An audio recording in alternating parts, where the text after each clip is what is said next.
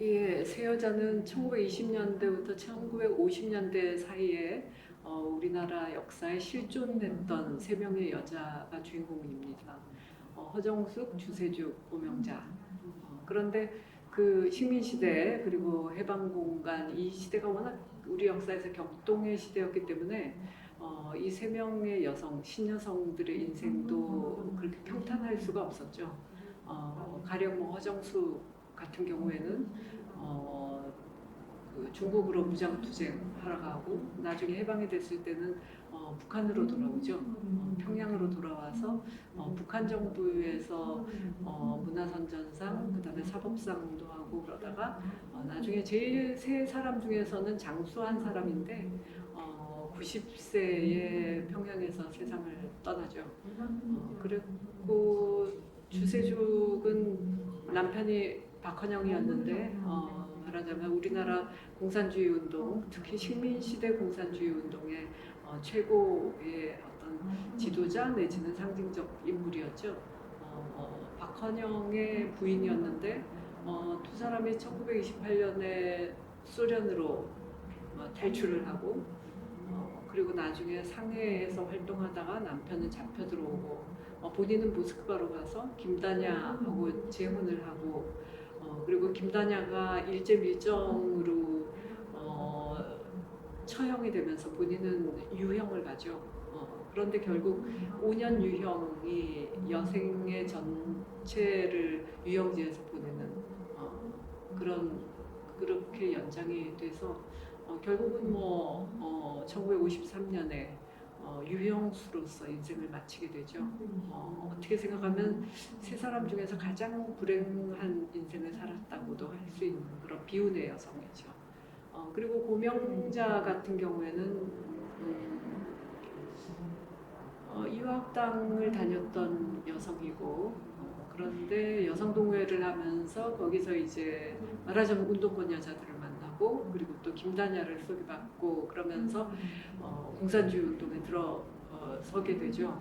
그래서 모스크바 공산대학을 나오고 그리고 여기서 조선공산당 재건운동하다가 두 차례 투옥이 되고 일제 말에는 약간의 친일 활동도 하고 그러다가 나중에 전쟁 중에 세상을 떠나죠. 그런데 저는 이제 뭐 이 세 여자들의 어떤 허스토리 그리고 그 여자들 주변에 있는 또 다른 공산주의 활동가들 그리고 이 세 여자의 인생에 얽혔던 그 남자들 그 어떤 인물 군상들을 다루고 싶은 생각도 있었지만 전체적으로 그 식민시대와 해방공간과 전쟁과 그 이후의 시기 우리 역사에서 가장 어두운 시기, 현대사에서 가장 어두운 시기라고 볼 수도 있는 시기인데 그 시기의 역사를 그 공산주의 활동가를 통해서 한번 복원을 해보고 싶었습니다. 네.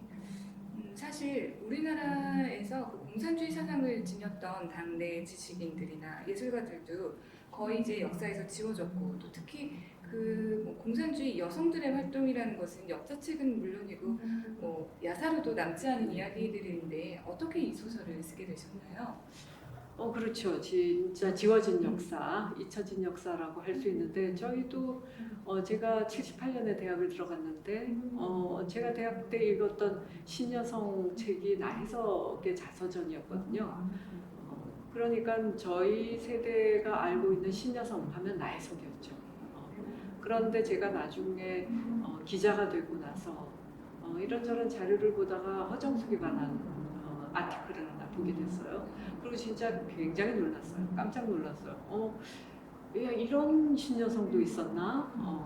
말하자면 이제 신여성들이 흔히 남성 편력으로 유명하고 그 자유분방한 사생활로 유명한데 적어도 남성 편력과 사생활에 있어서는 나혜석 뺨치는 그런 화려한 이력을 갖고 있고 그런데 보통 당대의 신여성들이 아주 자유분방하게 당대 통념을 뛰어넘어서 이렇게 살다가 당대 사회에 아주 가혹한 응징을 당해서 말년에 굉장히 외롭고 비참한 무난하게 인생을 마감하는 게 거의 코스인데 이 허정숙 같은 경우에는 뭐 끝까지 잘 나가고 결국 평양에 애국이를 사는 게 문제였단 말이죠. 장수를 했고 그래서 저는 너무 흥미로웠어요. 이것 자체가.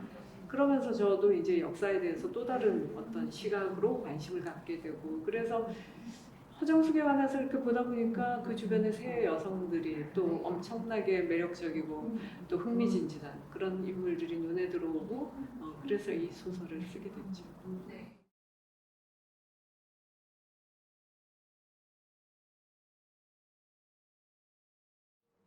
네. 저는 그 말씀해주신 그 세 명의 여성들에 대한 묘사 중에 이 주세죽이라는 여성의 어떤 묘사가 가장 좀 와닿았어요. 그 여성에 대해서 이제 그 묘사하신 부분들이 이제 뭐 가련하거나 뭔가 이렇게 의존적인 여성으로 이렇게 묘사하시기보다는 굉장히 좀 주체적이고 능동적인 어떤 그런 여성상으로 전체적으로 소설에 묘사됐다라는 생각이 들었거든요. 그래서 좀 이제 역사라는 게 얼마큼 누가 쓰느냐에 따라서 굉장히 다른 것 같고 또 그동안 또 남성 중심으로 쓰여진 역사가 얼마나 왜곡되었을지 그런 것도 생각을 해봤는데요.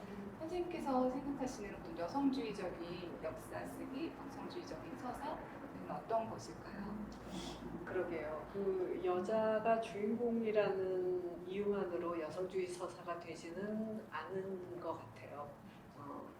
근데 제가 이제 이 소설을 쓰면서도 그런 걸 많이 느꼈지만 정말 당대 최고로 센 여자고 그 최고의 교육을 받은 사람들이잖아요. 허정숙만 해도 뭐 유학만 해도 일본에는 거기는 뭐 저기 신학교를 갔다 온 거지만 그다음에 상해, 그다음에 미국의 콜롬비아 대학, 그리고 모스크바 공산대학에 단기 과정 6개월짜리도 마쳤다고 해요. 그렇게 교육받은 뭐 다른 두 여성도 다 해외 유학을 하고 이제 이런 당대로서는 아주 드문 1%도 아니고 뭐 0.1%쯤 될까 이런 신여성들이거든요. 그런데 결국 이 사람들의 인생을 보면 상당히 약간 인생이 남편이라는 변수에 의해서 이렇게 휘둘리고 이제 그런 인생을 살았단 말이죠. 유일하게 이제 허정숙만 빼고 그런 게 저도 쓰면서 조금 답답했던 부분이고 읽는 사람들 특히 요즘 세대의 독자들은 아마 더 짜증이 났을 수가 있을 것 같아요. 근데 이제 우리가 사실 그 시대의 맥락이라는 것 위에 이 사람들을, 이 인물들을 놓고 봐야 되는데 이를테면 이 여성들은 당시는 1920년대만 해도 이미 가보경장 이후라고는 하지만 봉건적인 가부장제 그리고 신분계급제 그리고 여자들이 함부로 이혼도 못하고 그리고 그 집안에서 정혼해준 남편을 한 번도 보지도 못하고 시집가는 뭐 대체로 그런 식으로 그런 인생을 받아들였거든요. 그런데 이 여성은 세 사람 다 자유연애였거든요. 그것만 해도 굉장히 예외적인 것이고 그리고 당시로서는 한 10번째 안에 드는 그 단발 여성이라고 했잖아요. 그래서 사실 그 시대의 이제 컨텍스트 속에서 이 사람들이 얼마나 정말 혁명적이었는지 이거는 이제 봐줘야 될 것 같아요. 그런데 그럼에도 불구하고 그 주세죽 같은 인물은 남편이 말하자면 너무나 그 중요한 인물이었기 때문에 말하자면 이제 당시 공산주의 운동의 지도급에 있는 남자였기 때문에 결국은 그 아내의 역할이라는 게 말하자면 목사 사모 같은 걸까요? 이미 아내의 역할은 정해진 거잖아요. 그렇게 산다는 거, 그런 인생을 또 받아들였다는 거, 남편 때문에 그 이영만리의 외국에서 인생을 살아야 됐고 결국 남편 때문에 유학 가서 거기서 죽어야 됐잖아요. 그런 인생을 받아들여야 됐다는 거에 대해서 제 나름대로 약간 저항을 하고 싶은 마음은 있었어요. 그래서 제가 이제 허정숙의 입을 빌어서 그걸 했죠. 그래서 1920년대 경성 그 챕터에 보면 허정숙이 계속 주세죽한테 화를 내는 게 나오거든요.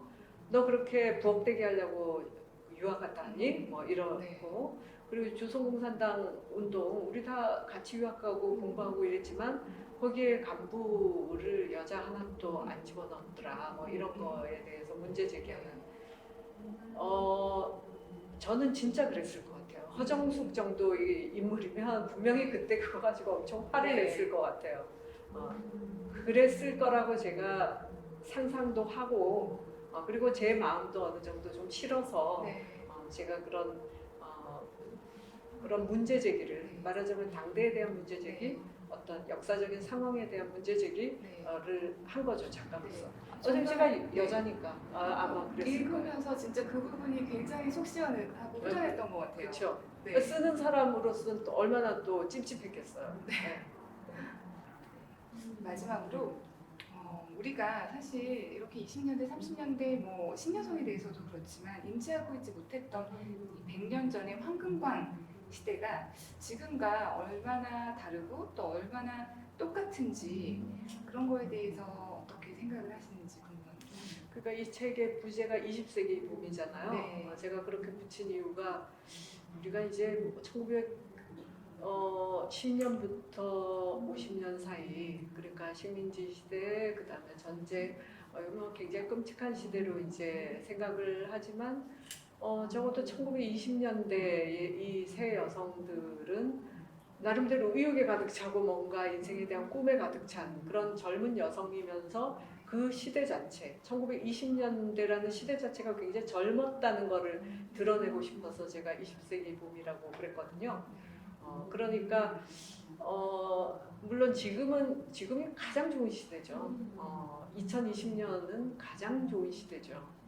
그렇지만 1920년대라는 시대도 그런 젊은 사람들이 나름대로 어떤 그 젊은 그 에너지를 발산하면서 살기에 최악의 시절은 아니었다는 거. 왜냐하면은 그 시대는 모든 모던하고 근대적인 것들이 막 밀려 들어오면서 이상주의자들, 낭만주의자들의 황금기이기도 했거든요. 맞아요. 네. 그러니까 현실은 팍팍하지만 식민지 현실이었지만 나름대로 꿈도 있고 이상도 있고 그렇다면 인생이 훨씬 도전적이고 의욕적일 수가 있는 거죠. 그래서 이 표지의 이 사진 진짜 네. 구김살 없는 맞아요. 예 이게 그 햇빛이- 인쇄에서 이렇게 흐려졌지만 사진 그렇거든요. 아마 그 시대라고 해도 그 어둑한 시대라고 해도 이 여성들의 삶은 그렇게 칙칙하지만은 않았을 거다. 저는 그렇게 생각합니다.